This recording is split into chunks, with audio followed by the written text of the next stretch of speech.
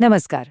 आज के इस खास एक्सप्लेनर में हम एक ऐसे जादुई या यूं कहें कि एक ऐसे अदृश्य सिस्टम की बात करने वाले हैं जिसके बिना हमारी आज की दुनिया एक पल भी नहीं चल सकती। हम बस स्विच ऑन करते हैं और पलक झपकते ही कमरे में लाइट जल जाती है, पंखे चलने लगते हैं, फोन चार्ज होने लगता है। पर क्या कभी हमने ये सोचा है कि ये सब इतनी आसानी से हो कैसे जाता है? असल में ये सब बिजली का कमाल है। तो चलिए आज इस चर्चा में इसी पूरे सिस्टम को गहराई से समझते हैं। सबसे बड़ा सवाल तो यही है ना कि बिजली आखिर बनती कैसे है। मतलब ये एक ऐसा सवाल है जो उस रहस्य को खोलता है जिसके बारे में हम अपनी भाग दौड़ भरी जिंदगी में शायद ही कभी सोचते हैं। हमारे घरों के पीछे तारों और खंभों का एक बहुत ही विशाल और जटिल सिस्टम लगातार काम कर रहा है।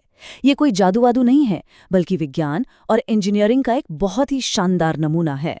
तो आइए आज इसी रहस्य से पर्दा उठाते हैं। आज हम इस पूरे ढांचे को बहुत ही आसान से 5 हिस्सों में बांटकर समझेंगे। सबसे पहले स्विच के पीछे की दुनिया, फिर बिजली का जन्म यानी जनरेशन, उसके बाद इसका लंबा सफर या ट्रांसमिशन, फिर सुरक्षित डिलीवरी यानी डिस्ट्रीब्यूशन, और आखिर में ग्रिड का संतुलन और इसका भविष्य। तो चलिए पहले भाग से शुरू करते हैं, स्विच के पीछे की दुनिया। एक साधारण सा दिखने वाला काम जैसे लाइट चालू करना, इसके पीछे असल में क्या छिपा है? देखिए, आज के वक्त में हमारी जो निर्भरता है ना इस पर, वो पूरी तरह से एब्सोल्यूट है। जरा सोच कर देखिए, अगर सिर्फ एक दिन के लिए, जी हाँ, सिर्फ एक दिन के लिए बिजली गायब हो जाए तो क्या होगा? पूरे के पूरे शहर तुरंत अंधेरे में डूब जाएंगे। बड़ी बड़ी फैक्ट्रियां, हमारी तेज रफ्तार ट्रेनें और तो और अस्पतालों में चल रही जीवन रक्षक मशीनें उसी वक्त रुक जाएंगी। मतलब हमारा पूरा आधुनिक समाज बस एक झटके में ठप पड़ जाएगा। ये इस बात का बहुत बड़ा सबूत है कि हम इस ऊर्जा पर किस कदर निर्भर हैं। अब आते हैं दूसरे हिस्से पर, यानी बिजली का जन्म, जिसे हम जनरेशन भी कहते हैं। यहाँ सबसे मजेदार बात यह है कि ऊर्जा कभी भी हवा से या किसी जादू से पैदा नहीं होती। इसे हमेशा एक रूप से दूसरे रूप में बदला जाता है। तो चलिए देखते हैं कि ये चमत्कारी बदलाव आखिर होता कैसे है। अगर थर्मल पावर जनरेशन की बात करें तो इसका सफर बहुत ही दिलचस्प है। सबसे पहले कोयले को एक विशालकाय बॉयलर में जलाया जाता है। अब इस कोयले के जलने से जो भयंकर गर्मी पैदा होती है ना, वो पानी को उबालकर उसे बहुत ही हाई प्रेशर वाली भाप यानी स्टीम में बदल देती है। फिर ये तेज भाप आगे बढ़ती है और एक भारी भरकम मशीन से बहुत जोर से टकराती है, जिसे टरबाइन कहते हैं। भाप के टकराते ही ये टरबाइन एकदम तेजी से घूमने लगता है और फिर ये घूमता हुआ टरबाइन अपने साथ जुड़े एक जनरेटर को घुमाता है और बस असली खेल यहीं से शुरू होता है। जनरेटर के अंदर जो प्रक्रिया होती है उसे विज्ञान की भाषा में इलेक्ट्रोमैग्नेटिक इंडक्शन कहते हैं। होता यह है कि जब वो जनरेटर बहुत तेजी से घूमता है तो उसके अंदर मौजूद एक विशाल चुंबक तांबे की कॉइल्स के बीच लगातार घूमने लगता है। अब चुंबक के इतनी तेज गति से घूमने के कारण कॉइल के अंदर मौजूद छोटे छोटे इलेक्ट्रॉन्स में एकदम से हलचल मच जाती है और वो एक ही दिशा में बेतहाशा दौड़ने लगते हैं। सच मानिए तो इलेक्ट्रॉन्स की यही तेज दौड़ ही असल में बिजली है। कोई चमत्कार नहीं है, बस एक मशीन के अंदर इलेक्ट्रॉन्स की ये रेस है। ये यकीनन विज्ञान की सबसे शानदार खोजों में से एक है। पर क्या बिजली सिर्फ कोयले से ही बनती है? जी नहीं, बिल्कुल नहीं। ऊर्जा के और भी कई बेहतरीन सोर्स हैं, जैसे हाइड्रो पावर। इसमें कोयले की भाप के बजाय ऊंचाई से गिरता हुआ पानी उस भारी टरबाइन को घुमाता है। वहीं विंड एनर्जी में तेज हवाएं बड़े बड़े विंड मिल्स के ब्लेड्स को धकेलकर टरबाइन घुमाती हैं। लेकिन सोलर एनर्जी का तरीका तो बिल्कुल ही अलग और खास है। इसमें सूरज की रोशनी को सीधे बिजली में बदल दिया जाता है। मतलब इसके लिए किसी टरबाइन या घूमने वाली मशीन की जरूरत ही नहीं होती। सोलर पैनल्स ये काम एकदम सीधे सीधे कर देते हैं।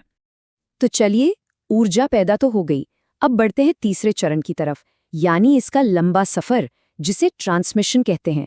अब हमारे सामने इंजीनियरिंग की सबसे बड़ी चुनौती ये है कि दूर किसी पावर प्लांट में बनी इस बिजली को बिना रास्ते में हीट या गर्मी के रूप में बर्बाद किए बड़े बड़े शहरों तक कैसे पहुंचाया जाए। इस चुनौती को समझने के लिए ट्रांसमिशन और डिस्ट्रीब्यूशन के बीच का अंतर समझना बहुत जरूरी है। देखिए, पावर प्लांट से हजारों किलोमीटर दूर शहरों तक बिजली भेजने के लिए स्टेप अप ट्रांसफार्मर का इस्तेमाल किया जाता है, जो वोल्टेज को बहुत ज्यादा बढ़ा देते हैं। ऐसा इसलिए करते हैं ताकि इतने लंबे सफर में ऊर्जा का नुकसान कम से कम हो। लेकिन जब यही बिजली हमारे शहर की सीमा में पहुंचती है तो स्टेप डाउन ट्रांसफार्मर उस खतरनाक वोल्टेज को वापस कम कर देते हैं ताकि वो हमारे मोहल्लों तक सुरक्षित रूप से पहुंच सके। लाखों वोल्ट्स। जरा सोचिए ये संख्या कितनी विशाल है। हम अक्सर हाईवे पर या खेतों से गुजरते हुए बड़े बड़े लोहे के टावर और उनके बीच झूलते हुए मोटे मोटे तार देखते हैं ना। बस यही हमारी जीवन रेखा यानी ट्रांसमिशन लाइनें हैं। ये लाइनें उन लाखों वोल्ट की बिजली को पूरी सुरक्षा के साथ हमारे शहरों के बाहरी किनारों तक ले आती हैं। और इंजीनियरिंग का कमाल देखिए कि इस पूरी प्रक्रिया में ऊर्जा का नुकसान भी ना के बराबर होता है। और अब हम आ गए हैं इस पूरी यात्रा के चौथे चरण पर, सुरक्षित डिलीवरी यानी डिस्ट्रीब्यूशन। पावर प्लांट से शहर तक का लंबा सफर तो तय हो गया, लेकिन अब वक्त है इस विशाल पावर को हमारे घरों के छोटे छोटे उपकरणों के लिए एकदम सुरक्षित बनाने का। 220 वोल्ट्स, यही वो जादुई नंबर है जो हमारे घरों के लिए सबसे ज्यादा अहम है। हमारे घरों के आसपास सड़कों या खंभों पर जो छोटे ट्रांसफार्मर लगे होते हैं ना, वो उस लाखों वोल्ट की आक्रामक बिजली को कम करके इसी सुरक्षित स्तर तक ले आते हैं। और इतने लंबे, इतने जटिल सफर के बाद आखिरकार यही 220 वोल्ट की बिजली हमारे घर के स्विच बोर्ड तक पहुंचती है और हमारे इस्तेमाल के लिए एकदम तैयार हो जाती है। खैर, अब हम इस एक्सप्लेनर के 5वें और आखिरी भाग पर चलते हैं, ग्रिड का संतुलन और इसका भविष्य।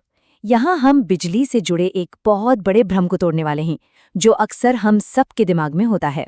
ये एक बहुत बड़ा रियल टाइम भ्रम है जिसे समझना बहुत जरूरी है। ये सच में किसी को भी हैरान कर सकता है कि बिजली को बहुत बड़े स्तर पर स्टोर करके या किसी विशाल बैटरी में भरकर नहीं रखा जा सकता। इसका मतलब ये है कि इस वक्त जो बिजली हम इस्तेमाल कर रहे हैं ना, वो ठीक इसी वक्त, इसी सेकंड किसी पावर प्लांट में बन रही है। डिमांड और सप्लाई का ये पूरा का पूरा खेल बिल्कुल रियल टाइम में चलता है।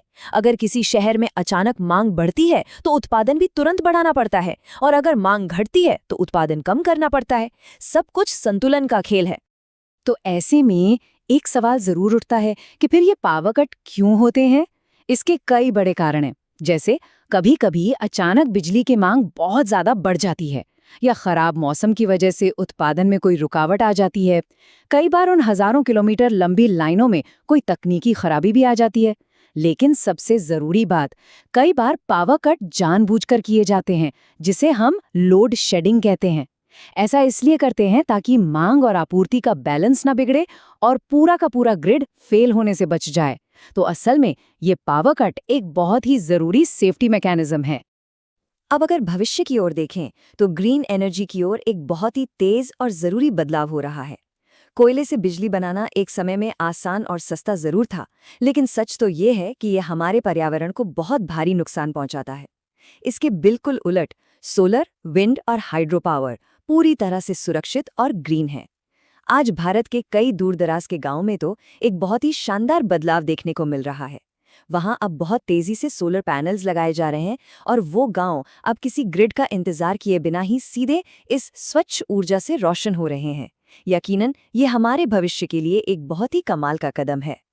हम आज के इस एक्सप्लेनर को एक बहुत ही शक्तिशाली विचार के साथ खत्म करेंगे कि बिजली कोई स्रोत नहीं, सिर्फ एक माध्यम है। ये बस कोयले, पानी, हवा या सूरज की ऊर्जा को एक रूप से दूसरे रूप में बदलकर हमारे लिए उपयोगी बनाती है। अगर हम प्रकृति में मौजूद ऊर्जा के उन स्रोतों को ही खत्म कर देंगे तो ये पूरा का पूरा सिस्टम ढह जाएगा। अगली बार जब भी कोई स्विच ऑन किया जाए तो ये जरूर याद रहना चाहिए कि इसके पीछे हजारों मशीनों और एक विशाल सिस्टम की दिन रात की मेहनत लगी है। ऊर्जा बचाना सिर्फ एक विकल्प नहीं है, ये हमारी बहुत बड़ी जिम्मेदारी है। तो सवाल यही है, क्या कल के बेहतर भविष्य के लिए हम आज अपना एक एक्स्ट्रा स्विच बंद करने को तैयार हैं? इस एक्सप्लेनर से जुड़ने के लिए आपका बहुत बहुत धन्यवाद।